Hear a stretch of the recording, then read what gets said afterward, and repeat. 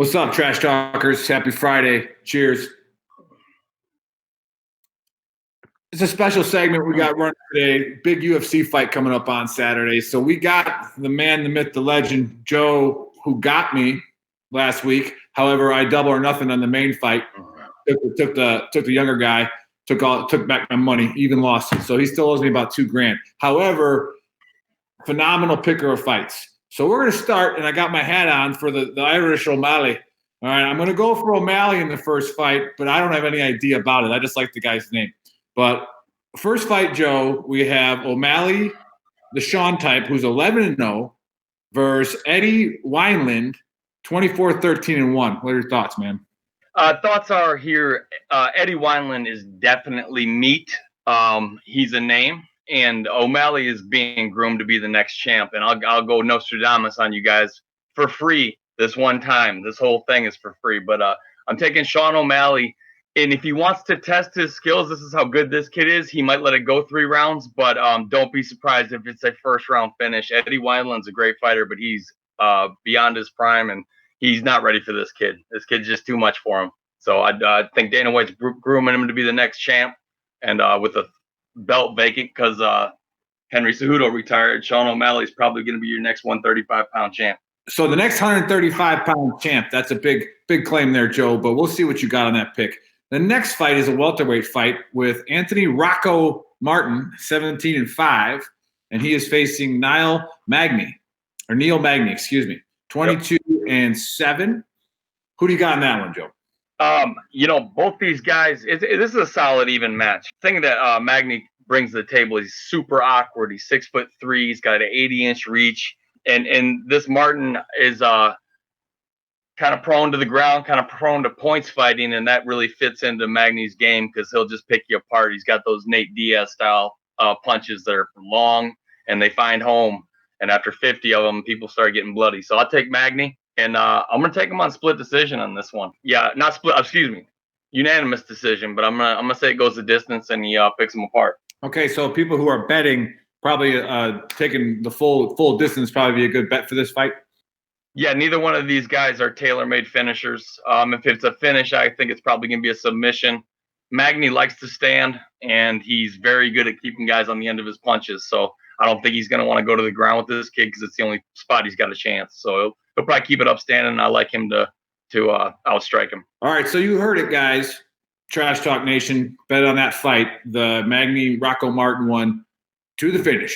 Now to the next fight, a bantamweight fight between Cory Sandhagen. I don't really like that guy's name, but he's 12-1. And then you got Jemaine Sterling, whatever his name is. Jemaine, but that sounds like a winner. If I was picking based off of names, I'm going to call him Jemaine from now on because that just sounds better. So, Joe, who do you got in that fight? I actually got Sterling in this fight, and based purely on the fact that he is a freakishly good athlete and young and fast. Yeah, I'm taking Sterling, and I'm taking him by finish. Down to the next one, another bantamweight, the co-main. Co-main has Cody Garbrandt, 11-3 versus Rafael. Yeah, I'll let Joe say that guy's last name. Sunsao, 22-7. Now, Joe's been sweating this one. I know he's nervous about this fight, so he'll explain this one. Joe, who do you got in this fight? It's honestly, this one's a coin flip, and for the reason being that Cody Garbrandt is such a brawler, and this kid does not change his fighting style for anybody. And the one thing that people don't notice when they see an 11-3 record for Cody Garbrandt is he was 11-0 and got knocked out 3 times. Sunsao, I believe he's seen better days, but I think he's going to brawl. And you know how Brazilians like to stand up and bang. So I don't think Cody's chin's left. I don't think he's got one. And it's kind of like Chuck Liddell in his latter fights. It was kind of sad to watch. But I don't think Cody can brawl like he used to. And he's going to try. And I see him getting finished in this one. All right, so you heard it from Joe. That's a coin flip, so I wouldn't put your bank on that one. Now, to the main event, which in my UFC underwear fighting championship, I have no idea, but I have a feeling this one's going to be a cakewalk for whoever Joe picks. But you got the champ, Amanda Nunes, who's 19-4, taking on Felicia Spencer at 8-1. Who do you got in the fight, Joe?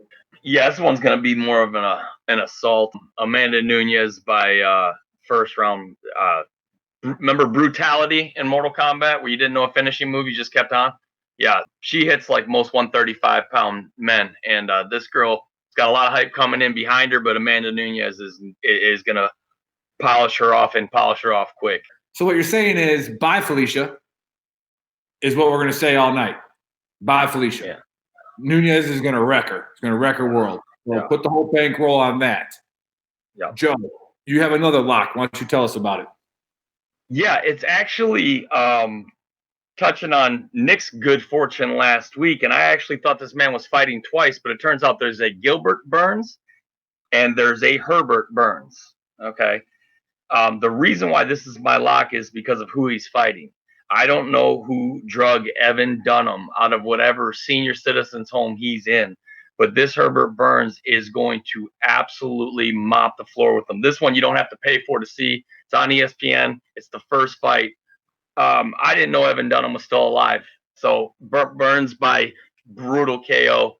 You can put the house on that one. And if you want to make some money doing a parlay, because that's the only way you're going to make any money on Nunes, because she's a 650 favorite, throw that one in there.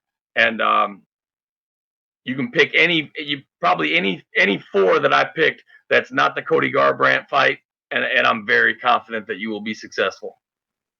All right, you heard it there. You heard it there, Trash Talk Nation. There's 4 out of 5 locks Joe's calling for you, and this is going to be the only free one. So let's hope he nails it. That way we can start charging you guys for his advice. I kind of wanted to bring up, Dana White, and who's his pansy little podcast guy, Joe Rogan. Oh, yeah. So Joe Rogan, he's funny. He's got a great podcast, but I don't know if the Trash Talk Nation knows this, but as soon as we launched on YouTube, Joe Rogan left YouTube. He was like, I'm gone. There's no way I can handle these guys. There's no, like, the alpha males are here. So Joe Rogan, you're not listening to this because we're small time, but you suck and you're suspect. Come back on YouTube or whatever. It doesn't matter. You can't handle the Trash Talk Nation. Yeah, that's exactly the way it went down. And you can throw the 120 million reasons out there. That's neither here nor there. What happened was the 82nd showed up in the backyard and Rogan said, pack your shit. We're getting out of Dodge. For all you people that say, well, what if Joe Rogan hears this and he gets upset? You know, he knows how to fight. I learned everything I need to know inside the ring from Randy the Macho Man Savage, Jim the Anvil Neidhart, and then Nature Boy Ric Flair. Woo! That was a beard stroke and a Nature Boy. You heard it here. Joe's the expert, not Joe Rogan. Joe Britz. Whatever Joe Britzen says about the fight is what's going to happen. I want to bring up just one more controversial thing. We watched that fight last week with the former champion versus the up-and-comer.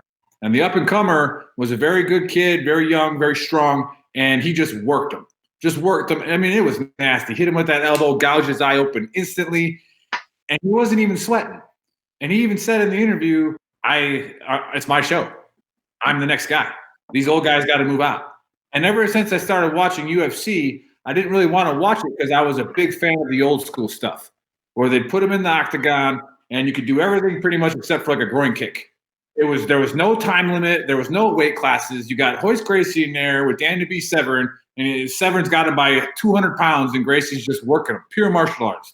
Just working him. I missed that stuff.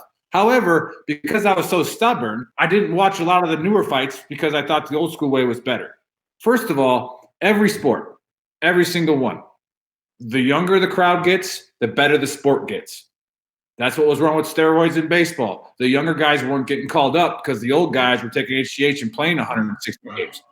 Almost killed the game. It saved the game, but then almost killed it. We need to see that young talent because what are the young guys doing? They're watching the experts.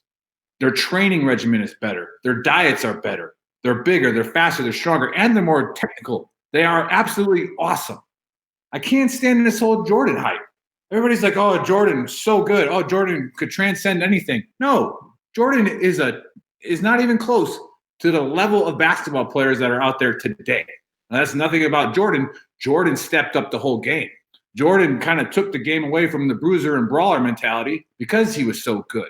Now everybody does that. Nobody realizes how big LeBron James is. All right, LeBron James is a freight train, and he can dribble. Everybody's like, oh, I'd hit LeBron James. No, he would hit you. If he grew up playing the level of basketball that Bill Laimbeer played, he would be an absolute nightmare. But he can dribble, he can pass. He kind of copied Magic Johnson. Magic Johnson was another transcender. I mean, he's from Michigan State, a better school than Michigan. But, I mean, it kind of is basketball-wise. You had the Fab Five, but they call timeouts, and they don't know what they're doing. It's a mess. Anyways, the younger guys watch the older guys. They get better. They have better training, better technique. Klay Thompson is big and long and can score, and he's like a Dennis Rodman, except can shoot and can play all aspects of the game. You're like Draymond Green said, Draymond Green, all right? Big old Draymond says, if you can't shoot the three, you're a liability now, right? So you have to be an all-around basketball player nowadays. You can't just be a rebounder. You can't just be a defensive specialist. You have to bring everything to the table. You got to be able to hit that shot, all right? You got to be able to do everything. And they took away, the no-zone defense. That way it's not 2-on-2 anymore. So it's an all-around complete game. And like my one buddy says, it's all about spacing. But anyways, Jordan sucks compared to the guys nowadays. There's 500 better shooters in the league right now than Jordan was. There's better dribblers. Curry, everybody says, like, Joe, what did they say about Stephen Curry? What was that thing you had about? They interviewed Rick Mahorn of the Detroit Bad Boys, and they said, what do you think about, Steph Curry? He said, man, it's great to see what he's doing. He's transcending the game. They said, well, how would you defend him? He said, that's easy. I put him in the third row. Same way they shut Jordan down. Yeah, and so, like I said, but if you played today, Steph Curry would just sit at half court and hit threes because he can shoot from there. So good luck. And I never saw Michael Jordan lighten it up from 5 feet inside the half court line and at will like this kid. How do you think Jordan would defend Zion Williamson? I mean, These kids are absolute freaks of nature because of how much nutrition and training and all that stuff is transcended. And they're getting it from when they're 14 years old all the way up. They're getting their whole regiment built for them. These kids are just superior athletes because they're superior training, period. All right, Trash Talk Nation, you got that. Chicago sucks, Jordan sucks. And then watch the fights on Saturday. Bet with Joe because Joe wins money on bets. And we'll see you guys Saturday at 7 Eastern time. Peace, Trash Talk. Already on.